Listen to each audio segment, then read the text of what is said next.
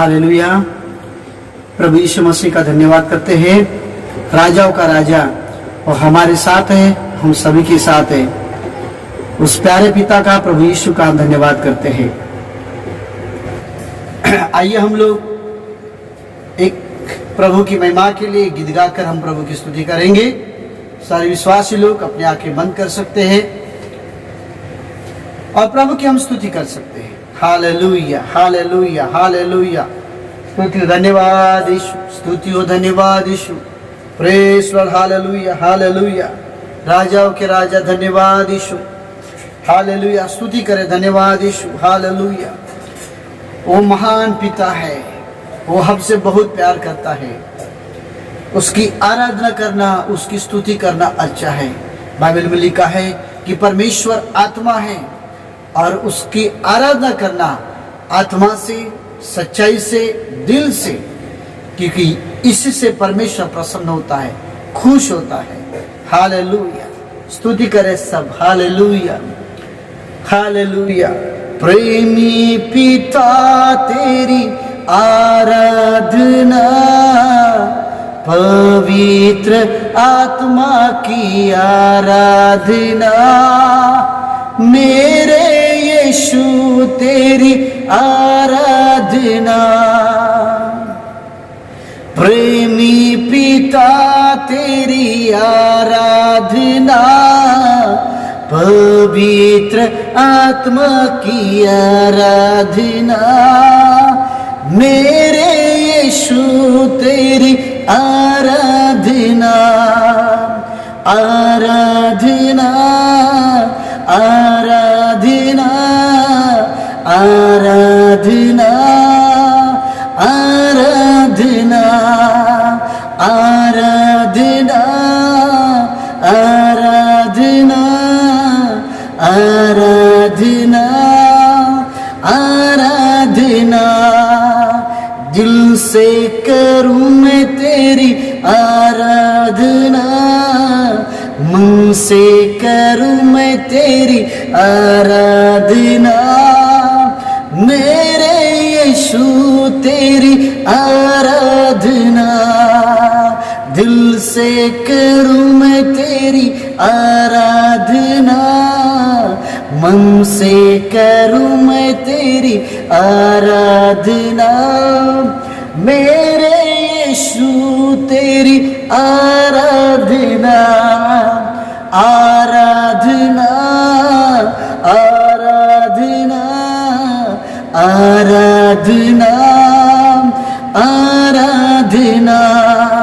Sir को झुका के करूं आराधना, हाथों को उठा के करूं आराधना, मेरे यीशु तेरी आराधना, आराधना, आराधना, आराधना, आराधना, आराधना, आराधना, आराधना, आराधना।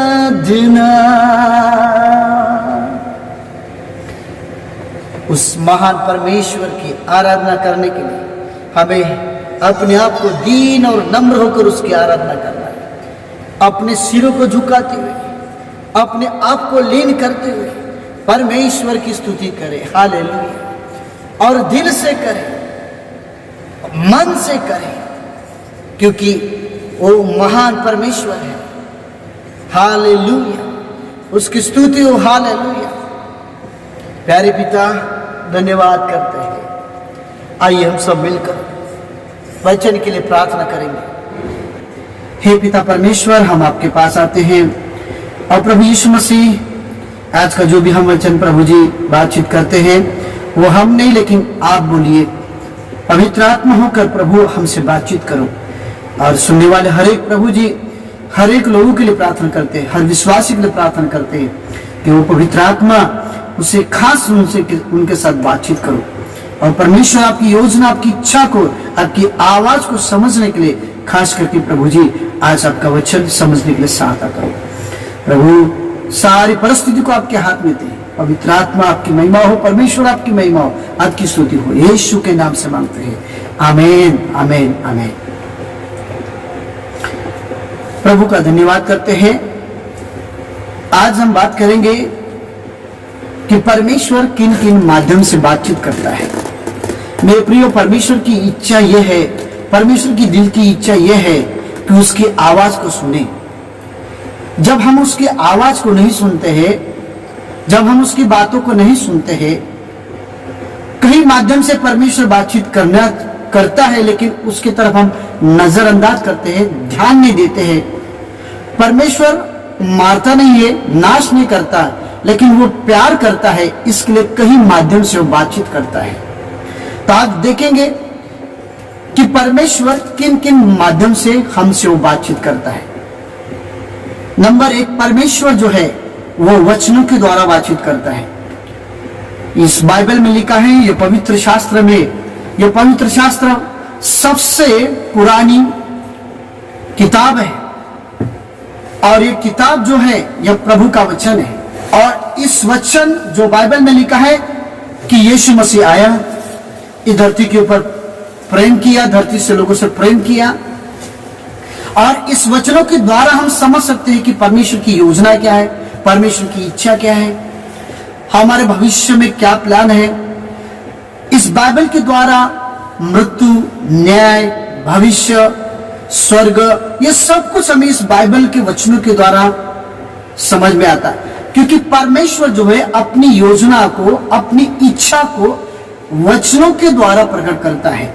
और वो वचन, जैसे पास्टर हम आपको बताते हैं कि कई बार चर्च में हम आपको बताते हैं, आज आप YouTube के द्वारा प्रभु का वचन सुन रहे, या हम बाइबल से ही बात सिखाते हैं। तो पहली बात, परमेश्वर जो है वो वचनों के द्वारा बातचीत करता है। कि हम वचन में देखते हैं कि मनुष्य कहां से आया। उत्पत्ति की किताब में लिखा है कि मनुष्य कैसे बना, और उसका उद्देश्य क्या है, और क्यों बना, और उसके बाद कहा जाएगा, इस संसार का अंत कैसा होगा। यूहन्ना की किताब उसका 1 अध्याय उसका 1 वचन में लिखा है कि आदि में वचन था, वचन के द्वारा सब कुछ बनाया गया, सारी सृष्टि बनाई गई, और वही वचन आज हमारे प्रति इच्छा रखता है कि उसकी आवाज को सुने। मेरे प्रियो, परमेश्वर अपनी इच्छा वचनों से प्रकट करता है, पवित्र आत्मा के द्वारा, पवित्र आत्मा के द्वारा। यूहन्ना उसका 14 अध्याय 16 वचन में लिखा है कि वो पवित्र सत्य का आत्मा है जो हमें मार्गदर्शक करता है। मेरे प्रियो, तो वचनों के द्वारा वो अपनी इच्छा को पूरी करता है, प्रकट करता है, लेकिन हम उसे सुनते नहीं है। तो परमेश्वर पहला उपयोग करता है, वचन भेजता है। जैसे हम आपको यूट्यूब पर आप प्रभु का वचन भेज रहे, कहीं प्रभु के दास लोग प्रभु का वचन आज जगह जगह पर इस यूट्यूब के द्वारा, इस चैनल के द्वारा, और इसके पहले रेडियो के द्वारा, कई ट्रैक्स के द्वारा प्रभु का वचन जगह जगह पे पहुंच रहा है। प्रभु का धन्यवाद करता हूं। प्रभु की यही योजना है कि उसकी आवाज, उसकी वाणी को लोग समझे, उसकी इच्छा को समझे, और उसको समझे कि वो कौन है। तो प्रभु की हृदय की इच्छा है, हृदय से उसकी इच्छा यह है कि उसके वचन को सुने।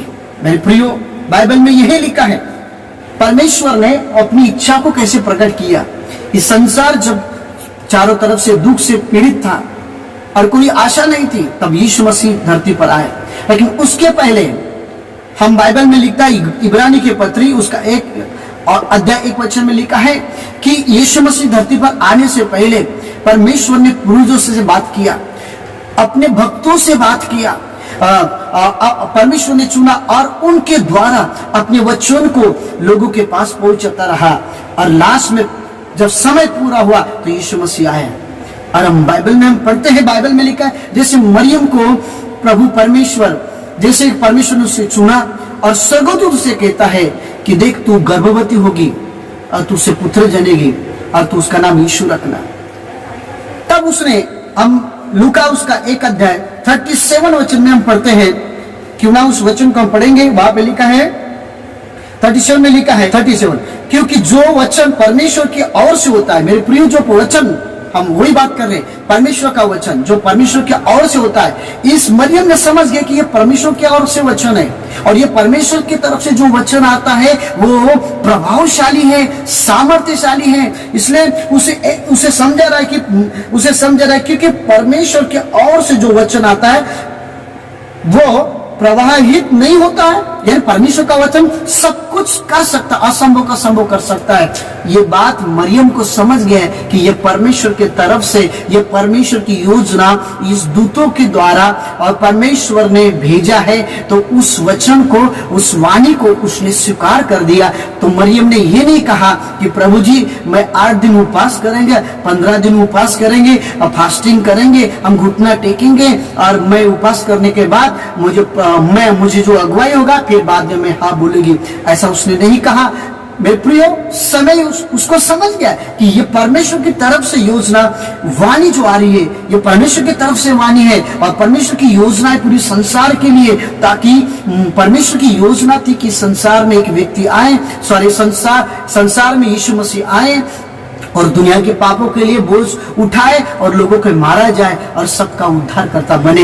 ये योजना को पूरी करने के लिए परमेश्वर की वाणी को मरियम ने समझ गए कि ये वाणी है परमेश्वर की। तब उसने मैं प्रार्थना करूंगी, आराधना करूंगी और मैं कुछ दिन समय व्यतीत करूंगी, ऐसे उसने नहीं कहा। जब वचन आया तो स्पष्ट रीति से उसने वचन में सहभागिता हुआ। कुछ लोग जो होते हैं, जब परमेश्वर की वाणी उसके पास आती है, परमेश्वर की आवाज उनके पास आती है, वचनों के द्वारा आते हैं, तो कुछ बहाना मारते कुछ लोग। परमेश्वर के द्वारा और पवित्र आत्मा के द्वारा, प्रभु के दास के द्वारा जो वचन आपके पास आ रहा है और परमेश्वर अपनी इच्छा को प्रकट कर रहा है, जब परमेश्वर की इच्छा को समझ में आ रही है तो आप मेरे प्रियो, ये कुछ लोग जो है बहाना मारते हैं। ये सच्चाई है, ये सच्चाई है मेरे प्रियो। जब परमेश्वर की आवाज, परमेश्वर की इच्छा वचन में स्पष्ट लिखा है, तो मरियम ने तो ऐसा नहीं किया, यूसुफ ने ऐसा नहीं किया। और हम पुराने नियम में से देखते हैं कि जैसे कि हम सारा से हम देखते हैं कि वो बुढ़ा की अवस्था में उसको बच्चे नहीं थे, तो परमेश्वर ने कहा, हम पढ़ सकते हैं उसका उत्पत्ति 18:14 वचन में लिखा है कि परमेश्वर उससे बोलता है कि क्या परमेश्वर के लिए कुछ काम कठिन है। उस सारा से परमेश्वर बातचीत करता है। तो इस वाणी को उसने समझ गया, तब भी उसको समझ आया कि ये प्रभु की वाणी है मेरे प्रियो।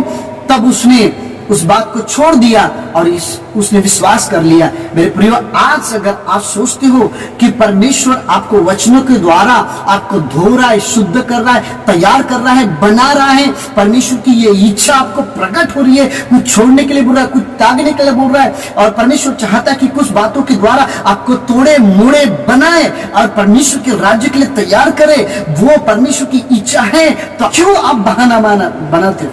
मुझे समझ में नहीं आ रहा। परमेश्वर के वचनों के द्वारा, लेकिन मेरा ये प्रश्न है, परमेश्वर के वचनों के द्वारा प्रभु अपनी इच्छा को प्रकट कर रहा है, आवाज को दे रहा है इस वचनों के माध्यम के द्वारा। मेरे प्रियो, परमेश्वर की इच्छा को समझिए, वचनों के द्वारा प्रकट हुई उसकी आवाज को समझिए। जब हम वचनों को इनकार कर देते हैं, वचनों को हम साइड में रखते हैं और हम प्रार्थना में लग जाते हैं, तो परमेश्वर क्या करता है कि जैसे कि उस वचनों के द्वारा हमने नहीं समझा, परमेश्वर की आवाज को नहीं समझा, तो परमेश्वर परिस्थिति लेके आता है। जो पहले कैसे ऐसी परिस्थिति लेके आता है कि जैसे कि हमारे पास पहले बहुत कुछ था, अब कुछ और कमी घटी होता है, सारी चीज में कमी घटी आती है, कोई बीमारी में आती है, कोई अलग अलग परिस्थिति में।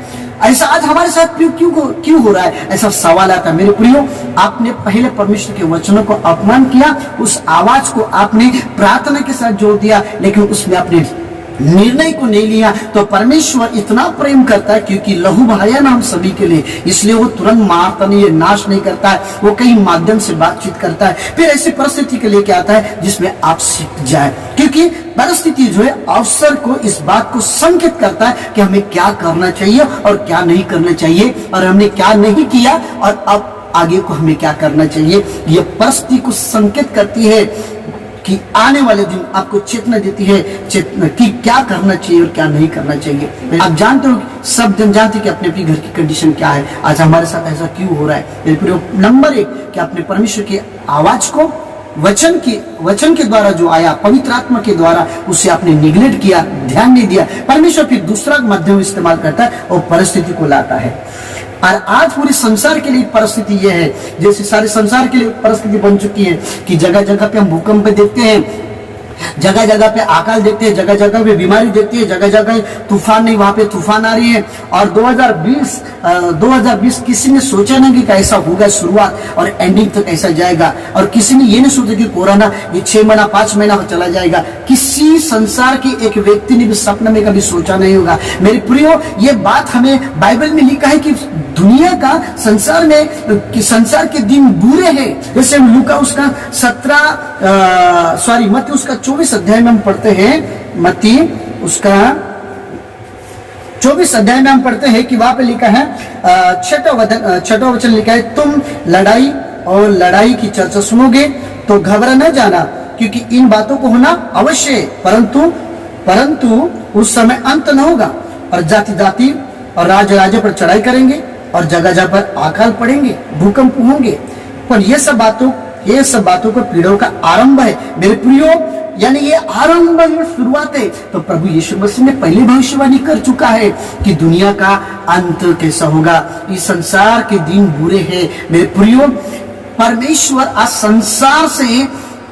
संसार को एक आवाज दिखाना चाहता है कि जो कार्य टेक्निकल, जो कार्य संसार के लोग नहीं कर पा रहे हैं, आज मुझे बताइए क्या इस बीमारी के लिए कोई इलाज निकला? अभी तक नहीं निकला मेरे प्रियो। तूफान हो रहे जगह जगह पे, जहाँ पे ऊपर से आप 3-4 दिनों में हम देखते कि इतनी बारिश जगह जगह पे ये हो रहा है मेरे प्रियो।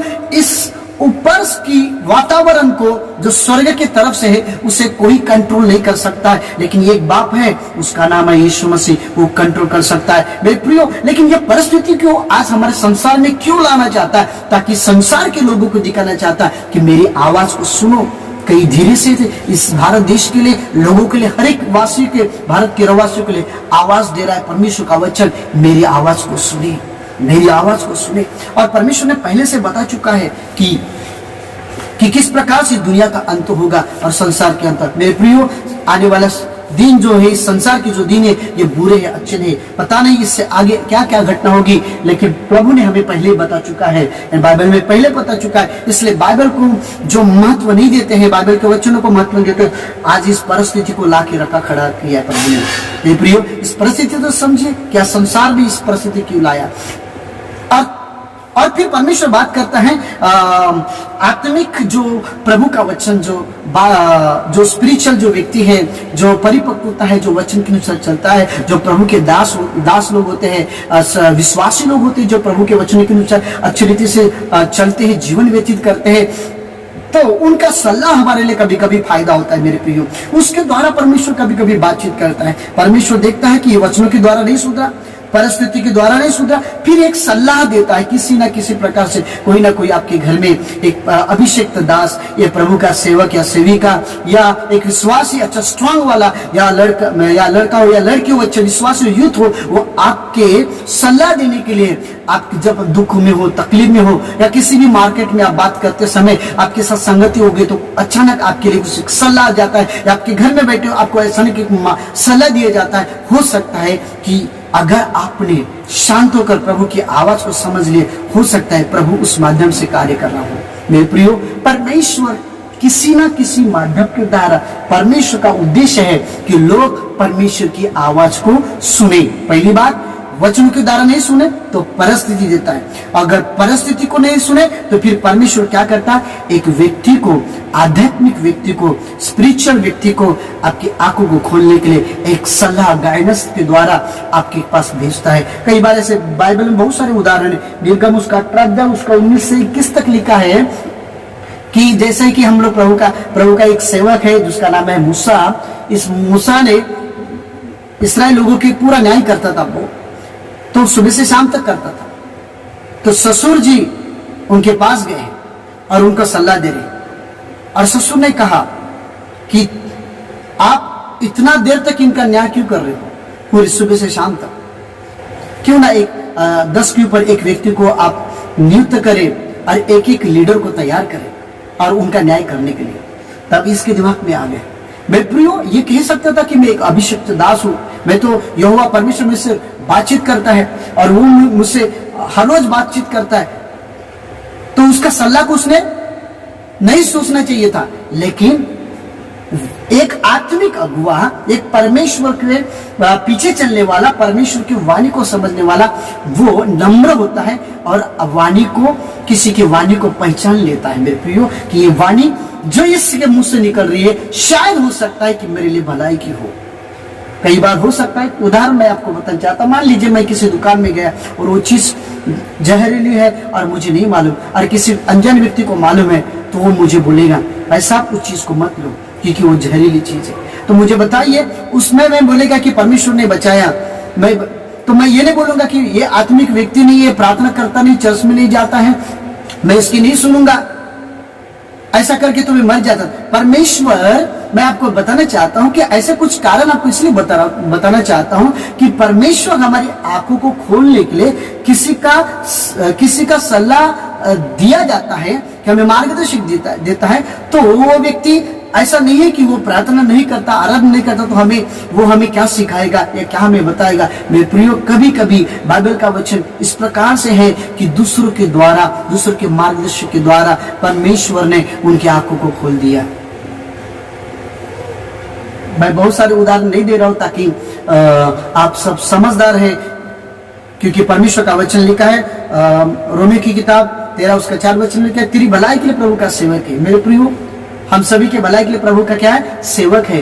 तो भलाई जो है, कभी कभी हम लोग गाइडेंस करते हैं, किसी को मार्गदर्शन करते हैं, हम लोग कई जगह जाकर तो वहां पे कई किसी उलझन में रहते हैं तो उनका मार्ग खुल जाता है। तो ये मार्गदर्शक जो है, वो गाइडेंस जो है, वो सलाह है, उसके द्वारा कभी कभी परमेश्वर की आह्वानी आता है। तो परमेश्वर कभी कभी इस माध्यम को इस्तेमाल करता है, लेकिन हम इसकी तरफ नजरअंदाज करते हैं। जब परमेश्वर देखता है कि इसके तरफ भी नजरअंदाज किया, तो परमेश्वर क्या करता है? एक संगति देता है फिर आप लोगों को। हो सकता है कि आप यीशु पे विश्वास नहीं करते हो, अगला व्यक्ति यीशु पे विश्वास करता है, अगला व्यक्ति प्रार्थना करता है, आराधना करता है, अच्छा उसकी सोच विचार है, और अचानक आप उसके साथ संगति हो जाती है। तो परमेश्वर आपको कुछ क्षण के लिए, कुछ दिन के लिए उसके साथ संगति करने के लिए मौका देता है, ताकि आप परमेश्वर के वचन को या परिस्थिति के द्वारा नहीं समझे, तो हो सकता है इसकी संगति के द्वारा इसकी आंखें खुल जाए। तो परमेश्वर हमें, विश्वासी के लोगों को भी ऐसा ही है। एक विश्वासी कमजोर है, तो मान लीजिए कि एक विश्वासी दूसरे विश्वासी से मिलने जा रहा है, हो सकता है कि वो विश्वासी बहुत कमजोर है, बहुत प्रॉब्लम में है, किसी उलझन में, तो एक दूसरे के द्वारा संगति के द्वारा, मिलने के द्वारा परमेश्वर वहां पे एक मार्गदर्शन करता है। मेरे प्रियो, संगति के द्वारा एक वचनों का प्रकाशन मिलता है। कभी कभी ये सब बातें हम लोग निर्गम उसका 7 अध्याय उसका 1 वचन में लिखा है कि ये मूसा कहता है कि मुझे बोलने में नहीं जमता है, मैं बात नहीं कर सकता। तो परमेश्वर ने कहा ठीक है, तेरे सहायक के लिए मैं तेरे भाई को भेजता हूँ, हारून को। आप वहां पे लिखा है, पढ़ सकते हो। तो मेरे प्रियो, ऐसा संगति देता है परमेश्वर संगति देता है, ताकि वो परमेश्वर का कार्य और परमेश्वर की वाणी को वो अपने पास भेजने के लिए वो किसी न किसी प्रकार के माध्यम के द्वारा परमेश्वर इस्तेमाल करता है। फिर परमेश्वर हमें इस प्रकार से सबसे बड़ा ज्यादा हमें इस्तेमाल करता है।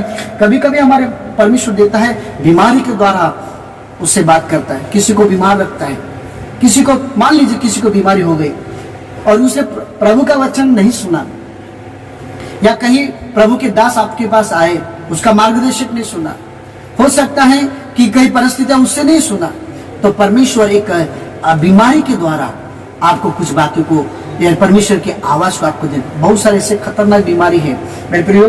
कहीं उदाहरण है मेरे पास, जब हम दवाखाने जाते हैं तो हमें एक विश्वासी के लिए प्रार्थना करने के लिए जाते हैं, तो बाजू वालों को पता चलता है कि हम लोग प्रेयर वाले हैं, तब उनको लगता है कि क्या हमारे लिए प्रार्थना कर सकते हो। जब हम उनके लिए प्रार्थना करते हैं, बाद में पता चलता है कि वो अच्छा व्यक्ति हो गया। तब कांटेक्ट में आने के बाद पता चलता है, वो बोलता है पास्टर साहब, ये बात हमें अच्छा हुआ कि हमें बीमार था, इसके कारण मुझे यीशु मसीह मिल गया। तो मेरे प्रियो, परमेश्वर तुमको पहले देना चाहता था आवाज, लेकिन उस आवाज को तुमने सोचा नहीं, समझा नहीं। कहीं आपके पास कहीं ऐसे वचन आपके पास आए, कई बार आपके मार्गदर्शक है, कई बार प्रभु के सेवक लोग आए, कई परिस्थितियां आए, लेकिन आपने सोचा नहीं। तो चलो आज तो समझ में आया, प्रभु बोलते चलो आज तो उसको समझ में आया। तो परमेश्वर हमें बीमारी के द्वारा हमें झटके देता है, ताकि परमेश्वर की आवाज को अब तो भी मेरा बेटा या बेटी, मेरा बेटा या बेटी वचन को सुने, मेरी आवाज को समझे।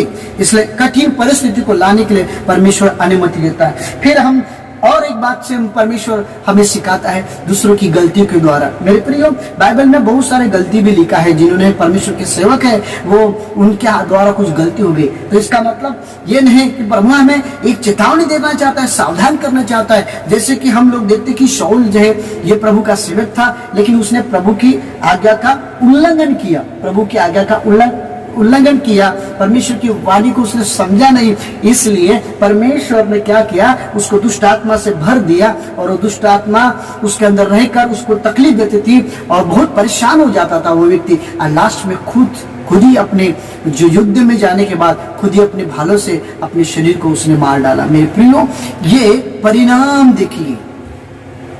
तो औरों से जो गलती करता है उससे हम सीखते, परमेश्वर उससे हमारे सामने कभी कभी परिस्थिति लेके आता है ताकि हमारी दशा ऐसी ना हो जाए। तो इसलिए प्रभु कहता है, अब तू मेरी वाणी सुन, अब मेरी आवाज को सुन। परमेश्वर कहीं माध्यम से आज संसार के लोगों से परमेश्वर बातचीत कर रहा है, आज संसार के हर एक लोगों से परमेश्वर बातचीत कर रहा है। मेरे प्रियो, अगर इस वाणी को नहीं समझेंगे तो याद रखना, एक दिन वाणी नहीं दंड आएगा। मन फिराने के लिए परमेश्वर ने हम सभी को मौका दिया है। मेरे प्रियो, कई विश्वासी भी बोलते हैं जब परमेश्वर की वाणी, जो आपको किसी विश्वासी एक गलती से सीखना चाहिए एक दूसरे के द्वारा, लेकिन कुछ लोग बोलते हैं हम प्रार्थना करते। मेरे प्रियो, प्रभु ने किसी गलती के द्वारा आपको समझ में आना है, समझने के लिए बुद्धि खोल रहा है, तो आप प्रार्थना करने की क्या जरूरत है? आप बहाना मान रहे हो ताकि परमेश्वर की इच्छा को आप नहीं जानना चाहते हो। आपको एक सुझाव देना चाहता हूं, प्लीज जब भी आप प्रभु की इच्छा को जानना चाहते हो तो एक बाइबल का वचन पढ़कर, एक अध्याय पढ़कर आप ये मेरे लिए ऐसा लिखा है करके मत कहिए। एक व्यक्ति ने ऐसा ही पढ़ा कि जा और तू भी ऐसा कर, और उसने ऐसा किया। अगर उस बात को हम, यानी उसमें ऐसा लिखा है जैसे कि बाइबल में लिखा है कि उसने जाके फांसी लगा दी। इस प्रकार से एक शब्द है, आप बाइबल में पढ़ सकते हो। लेकिन एक व्यक्ति था, परमेश्वर की इच्छा को जानने के लिए वो प्रार्थना कर रहा था और अपना हाथ रखता था बाइबल में, और जो उसके दिखाई देगा वो वचन पढ़ता था। एक बार उसने क्या पढ़ा, मत्ती उसका 26 उसका 5 वचन पढ़ा, पर्व के समय नहीं, कहीं ऐसा ना हो कि लोगों में दंगा हो जाए, लोगों में दंगा हो जाए। तो फिर एक बार फिर बाद में बोला प्रभु आपकी इच्छा, ठीक है। फिर बाद में दूसरी बार पढ़ा, ऐसे ही खोला बाइबल, और फिर बाद में लूका उसका 10:37 पढ़ा, और उसमें लिखा जा तू भी ऐसा ही कर, जा भी तू भी ऐसा कर, प्रभु आपकी इच्छा, और बार आपकी इच्छा। फिर तीसरी बार जब प्रभु का वचन उसने पढ़ा, तब उसने कहा जो कुछ भी तू करे वो देर मत करना, जल्दी करना। क्या कर दे, फांसी। मेरे प्रियो, यह प्रभु की योजना, प्रभु की इच्छा को समझने के लिए बाइबल का इस्तेमाल कर रहे हैं, लेकिन बाइबल का कॉन्टेक्स्ट पढ़िए कि वो वचन किसके लिए लिखा, क्यों लिखा, किस उद्देश्य के साथ लिखा। इसलिए ऐसा प्रभु का वचन पढ़कर परमेश्वर की योजना को, इच्छा को मत समझिए, एक गलत ढंग से प्रभु की इच्छा को प्रकट मत कीजिए, अपने आप को धोखा खाओगे। इस प्रकार के बाइबल मत पढ़िए। परमेश्वर की इच्छा को समझना चाहते तो आपको पूरी रीति से बाइबल पढ़ना जरूरी है, और एक चैप्टर बरोबर पढ़ना जरूरी है। अगर आपको नहीं समझ तो एक दूसरे के साथ डिस्कस कर दे, लेकिन इस प्रकार से बाइबल का मत पढ़िए, कौन सा भी मत पढ़िए। सब बातों में एक दूसरे के साथ एक लगन लिखा हुआ, एक दूसरे के साथ कांटेक्ट लिखा है, ये सब बातें लिखा है बाइबल में। मेरे प्रियो, इस प्रकार से कुछ लोग जो है बाइबल पढ़ते हैं और परमेश्वर की इच्छा को जानने की कोशिश करते हैं, और कुछ लोग तो बहाना ही मारते हैं। जब परमेश्वर की इच्छा को समझ में आ रहे कि इस प्रकार से है तो क्यों बहाना मारने का। मेरे प्रियो, हाँ ठीक है, कभी कभी ऐसा हो जाता है, कभी निराश हो जाते हैं, तब कभी हम प्रभु का वचन कहीं किसी के घर में जाते हैं तो दिखाई देता है ये प्रभु का वचन है, या बाइबल में हम कभी हम खोल देते हैं अचानक, और हम निराश हो जाते हैं। उस वचन को देखकर हमें एक प्रोत्साहित मिलता है और निराशा दूर हो जाती है, लेकिन मार्गदर्शक नहीं है। मेरे प्रियो, मार्गदर्शक अलग है और प्रोत्साहित अलग है। आप वचन को ध्यान पूर्वक आप सुनिए, परमेश्वर की इच्छा को आप जानोगे। मेरे प्रियो, आपको यही बात बताना चाहते हैं कि परमेश्वर जो है वो परिस्थिति के द्वारा बात करता है, वो सुधारना चाहता है, और अपनी आवाज को आपके तक, यानी परमेश्वर की आवाज आपके तक किसी भी रीति से पहुंचने का वो कारण बनाता है, लेकिन उसका नहीं। आपके ऊपर डिपेंड पड़ता है कि ये आवाज सचमुच मेरे लिए है, आज ये कंडीशन है, ये मेरे लिए है। शायद मैंने पहली बार प्रभु का वचन नहीं सुना, बार बार मेरे ऊपर ये दुख तकलीफ क्यों है, क्यों माध्यम से। कई बार हम लोगों के पास प्रभु का वचन भेजते बताते हैं, ताकि उनको हम समझाते हैं कि मेरे भाई, ये परमेश्वर का वचन सुनने के लिए एक बार तुमको लिए प्रभु ने मौका दिया है। इसे इसकी वो आवाज को सुनने के लिए प्रभु ने एक बार आपकी आंख को खोला है। इसे नजरअंदाज मत कीजिए। कहीं ऐसा ना हो जाए कि परमेश्वर एक दिन आवाज देना भूल जाए, तुम्हारा नाम लेना भूल जाए और तुम्हें पसंद ना करे, ऐसा ना हो जाए। क्योंकि परमेश्वर कहीं माध्यम के द्वारा, संगति के द्वारा आपके पास आया, वचनों के द्वारा, संगति के द्वारा, गाइडेंस के द्वारा, बीमारी के द्वारा, कई प्रकार के माध्यम के द्वारा आपके पास प्रभु की वाणी आपके पास आई, आवाज आई, लेकिन आपने निगलेक्ट किया, आपने ध्यान नहीं दिया।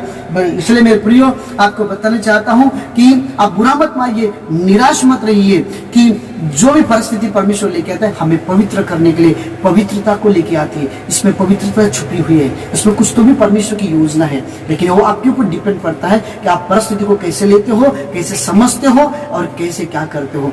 वो आपके ऊपर, एक्शन आपके हाथ में है मेरे प्रियो। समस्या के पीछे परमेश्वर की योजना बहुत बड़ी भूमिका है।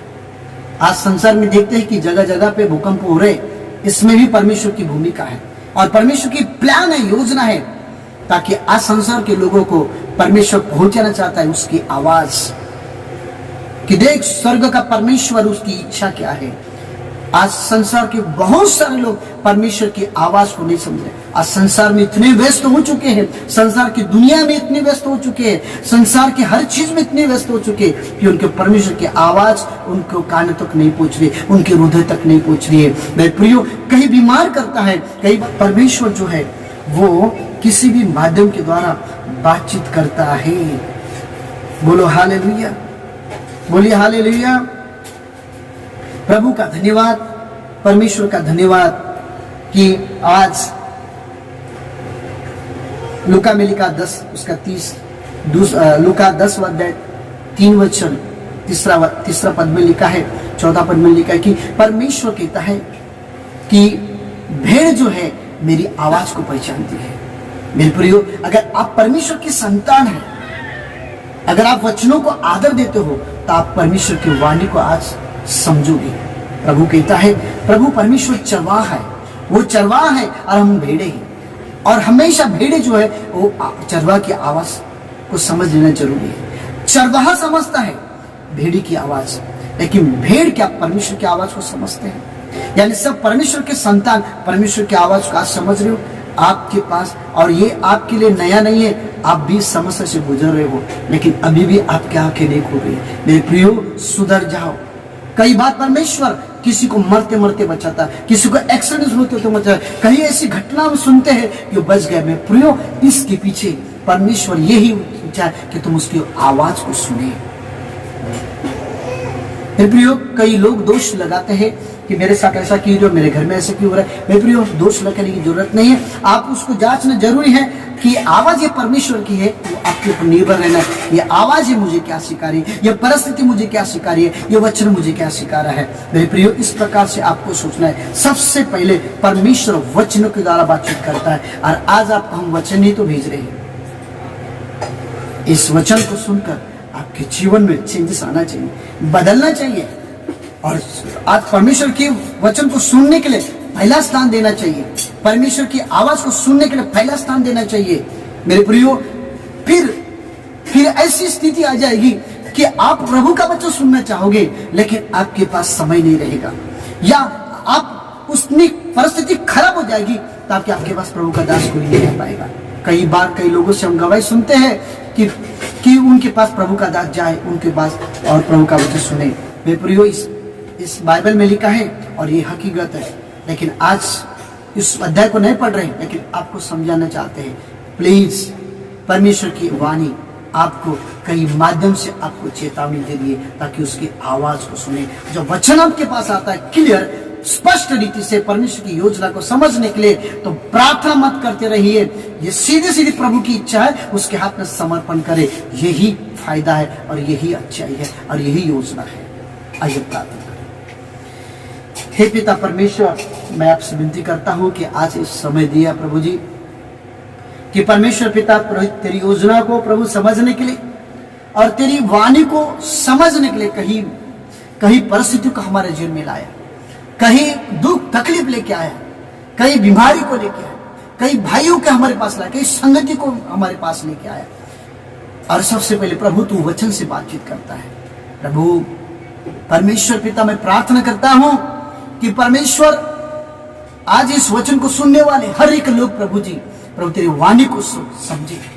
तूने कहीं माध्यम से तूने हमसे बातचीत किया, लेकिन नजरअंदाज किया, ये मेरे लिए नहीं, ये मेरे लिए नहीं।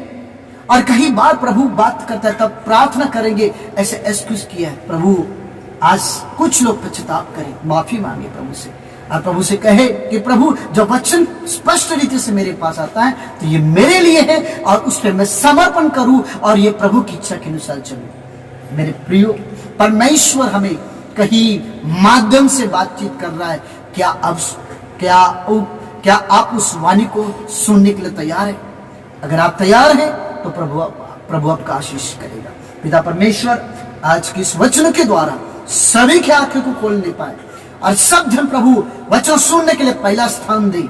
और वचन को प्रभु जी, वचनों के द्वारा जब प्रभु आपकी इच्छा प्रकट किया जाता है तो बहाना या प्रार्थना का बहाना बांधकर पीछे नहीं जाए, लेकिन उस इच्छा के ऊपर समर्पण करे। पिता, जब प्रभु चाहता है कि हमें बदलने के लिए, तो प्रभु परमेश्वर का वचन हमारे पास स्पष्ट आता है, तो प्रभु हम प्रार्थना करते ना रहे।